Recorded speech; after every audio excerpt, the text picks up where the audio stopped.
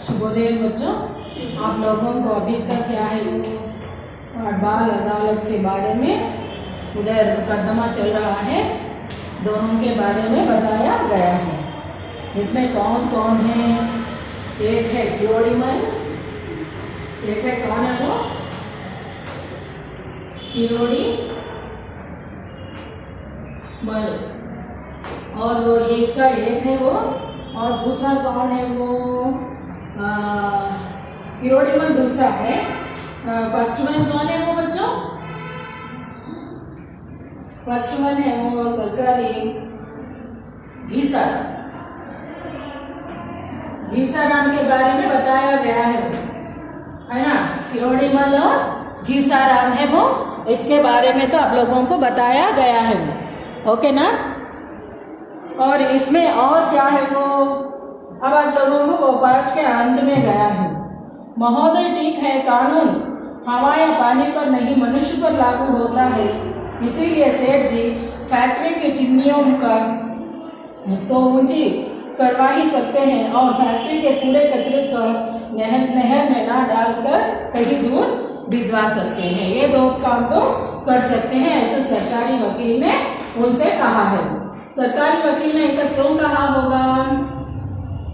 वो किरोड़ीमल ने जो कुछ भी कर रहा है वो उसको जनता के लिए हानिकारक है। इन्होंने वायु व जल दोनों को दूषित करके जनता के स्वास्थ्य के साथ खिलवाड़ किया है, इसीलिए मेरे आग्रह है कि इन्हें सख्त से सख्त सजा दी जाए ताकि कोई भी भविष्य में पर्यावरण को दूषित करने का साहस ना करे।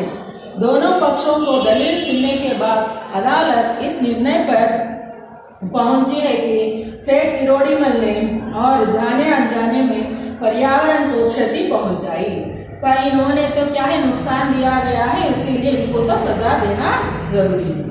इसीलिए अदालत इन्हें हुक्म होती है कि 1 सप्ताह के भीतर यह अपनी फैक्ट्री के चिमनियों की ऊंचे करवाए और साथ ही साथ फैक्ट्री के कूड़े कचरे को नहर में आज से ही और डालना बंद करके अपने खर्चे पर उसकी सफाई का व्यवस्था करे।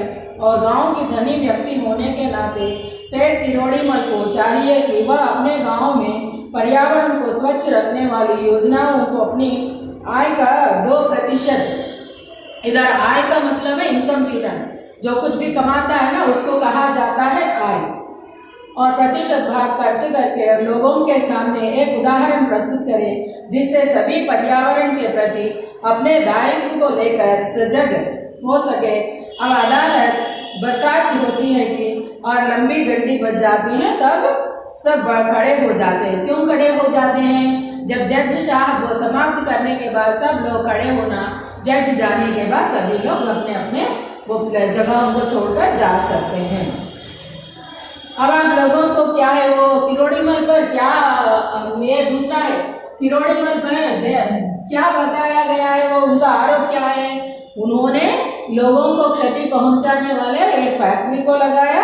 वो फैक्ट्री के धुआं की वजह से, क्योंकि वो चिमनियां बहुत नीचे हैं, जब वो बनाया है फैक्ट्री क्या हो गया, बहुत दूर रखा है ऐसा कहा, लेकिन वो उसके आजू बाजू लोगों रहने की वजह से उन लोगों को क्या होने लगे, सांस लेना बहुत मुश्किल होने लगा है। इस वजह से उन सभी लोगों ने क्या है वो उनके ऊपर एक मुकदमा चलाया है।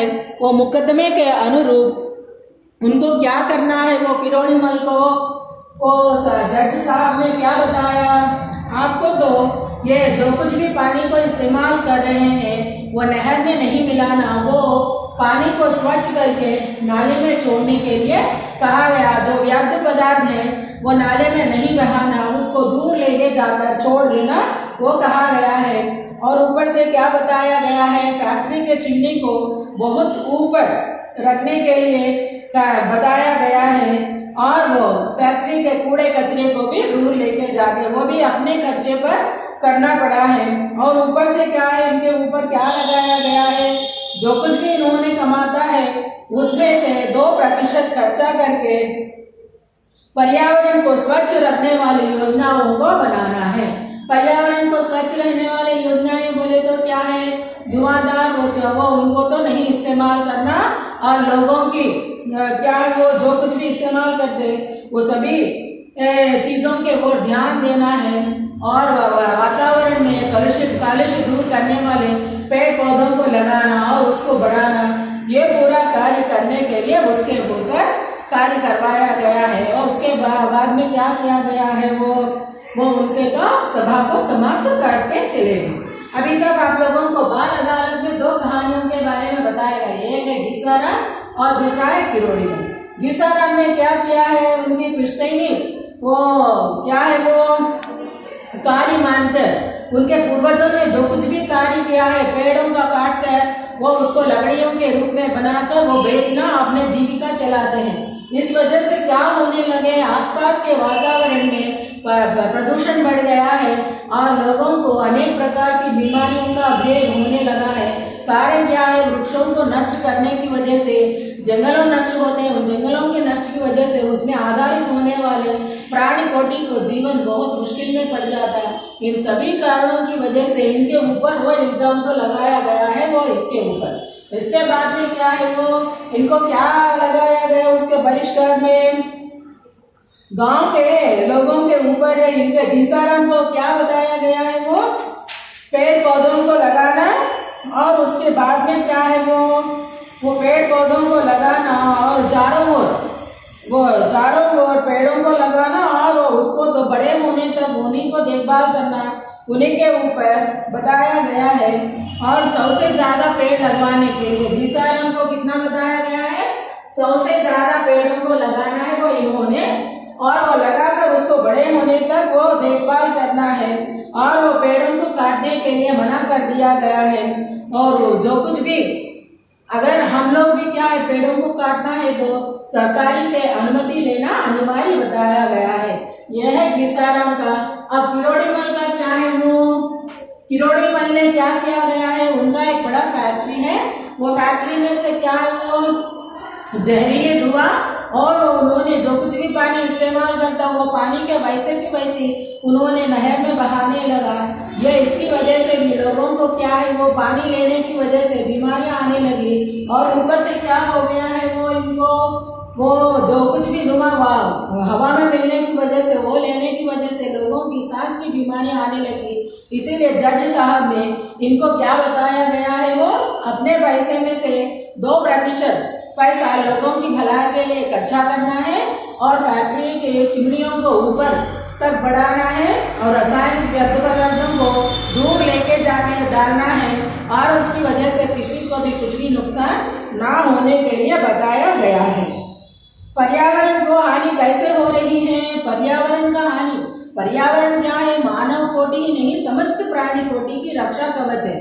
वो उस रक्षा कवच को हम लोग क्या करने लगे, वो उनको भेद करने लगे हैं। इस वजह से क्या हो जाता है, प्राण कोटि के जीवन विधान में अस्त व्यस्त होने की संभावना है।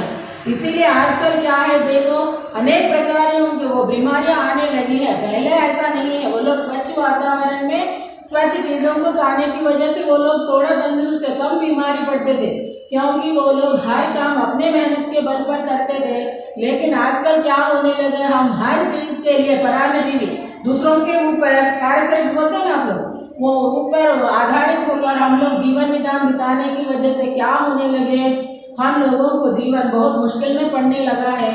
इस वजह से वैसा कहा गया है। क्या कहा गया है, हम लोग कभी भी उन जहरीले पदार्थों को खेतों में इस्तेमाल नहीं करना और वो क्या है, वो उसके साथ साथ हम लोग जो कुछ भी इस्तेमाल करें सो रासायनिक पदार्थों को नदियां नालियों में नहीं बहाना और ज्यादा धुआंधार गाड़ियों को इस्तेमाल नहीं करना और वायु प्रदूषण को भी रोकना है, जल प्रदूषण को भी रोकना है। ध्वनि प्रदूषण और एक है, वो प्रदूषण की वजह से क्या होने लगा, वो वातावरण ही नहीं और हमारे लिए भी बहुत खतरनाक बन गया। किसी के घर में अगर दावत है तो दूसरों के कान फटने की संभावना होता। वैसे ऊंची आवाज में हम लोग लाउड स्पीकर्स को नहीं लगाना, ये पूरा इन सभी पर्यावरण को हानि ना करने वाले विषयों के ओर ध्यान देना है। आजकल हम लोग क्या है, वो इलेक्ट्रॉनिक चीजों को भी इस्तेमाल करने लगे और वो कचरे को भी क्या प्लास्टिक कवरों को भी ज्यादा इस्तेमाल करने लगे। इसकी वजह से भी ज्यादा नुकसान होने की है। इस वजह से क्या करना, जो कुछ भी हम लोग इस्तेमाल करें उसको रिसाइकिल करके उपयोग करने वाले चीजों के सामान बनाना है तब क्या हो जाता है, इसके द्वारा थोड़ा कम पड़ता है, हमारे जीवन में उतना नुकसान तो नहीं होता। पर्यावरण की रक्षा के प्रति हमारा क्या दायित्व है, हम लोग जहाँ से हो सके, हमारा तो बहुत भारी जिम्मेदारी है, जहाँ से हो सके तो वहाँ तक हम लोग पेड़ पौधों को लगाना और क्या है वो पशु पक्षियों को जीने के लिए मौका देना है। इन सभी विषयों के वो नदी नालियों को भी हम लोग स्वच्छ रखने के लिए प्रयास करना और वो जो कुछ भी कूड़ा करकट है उसे लेके जाके बहने वाले पानी में नहीं डालना और वो पशुओं को नदियों में या नाले वो नहीं धोना, कपड़ों को उधर हम लोग जहाँ पीने के पानी का प्रबंध करते हैं वहाँ का आसपास का वातावरण पूरा स्वच्छ रखने के लिए, क्योंकि आप लोगों को 9वीं कक्षा में बताया गया हर 5 लोगों में ओनली क्या है वो 2 जनों को ही स्वच्छ पानी मिल रहा, बाकी लोगों को नहीं मिल रहा है। इसी वजह से हम लोग सभी विषयों के ओर तो ध्यान देना है और लोगों की रक्षा करने के लिए कोशिश तो करना है, ये पूरा बताया गया है। आप लोगों को क्या है वो व्याकरण के बारे में अगली कक्षा में बताती बच्चों। धन्यवाद।